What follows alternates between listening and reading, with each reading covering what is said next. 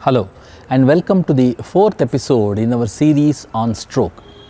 In the previous episodes, we understood few things related to the definition of stroke, the risk factors that could contribute to stroke, and also the symptoms or manifestation of stroke.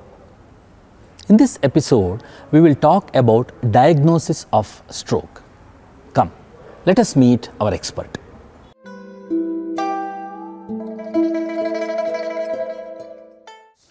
See, whenever a patient comes to us, we take a detailed history, how the patient developed, what weakness, which part of the brain. Then we will ask about the risk factors. Then we'll examine you in detail and know which part of the brain is involved and whether that is explaining the symptoms what you have told. Then we will order some of the tests. These tests may be laboratory blood tests to identify the risk factors of hypertension, diabetes, lipid problems, and some clotting problems.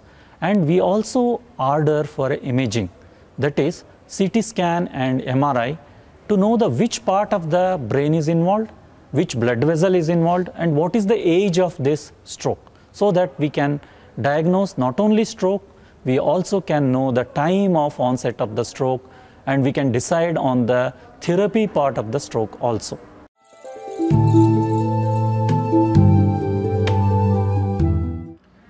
CT scan and MRI scan are the imaging modalities which will image the brain and know whether stroke has happened, whether the stroke is due to ischemic stroke or a hemorrhagic stroke, and what is the time duration of the stroke. Now, if you see, CT scan are cheaper, widely available, and 24 hours they are available. The MRI scans are costlier.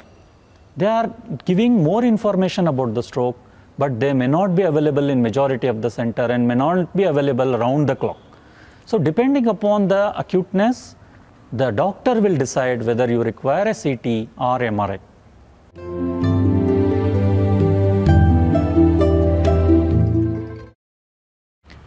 Angiography, the word means visualization of the blood vessel. So it can be done in normal CT scan machines very easily by CT angiography. And whenever some sophisticated testing is required, cerebral digital subtraction angiography can be done. So whenever we suspect a large blood vessel stroke, ischemic stroke, or a blood vessel rupture causing aneurysmal rupture, we do this angiography to see the nature of the blood vessel problem. And in acute stroke, if the large vessel blood vessel problem is there, we can plan to do removal of this clot and putting a stent in that, called as angioplasty and stenting, which will help in the treatment. So it is usually done depending upon the need and at the discretion of the doctor. This concludes the fourth episode in our series on stroke.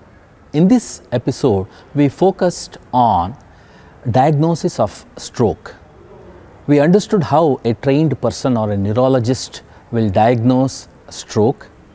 What are the tests that are required for confirmation of stroke? We will be back with our next episode. Namaste.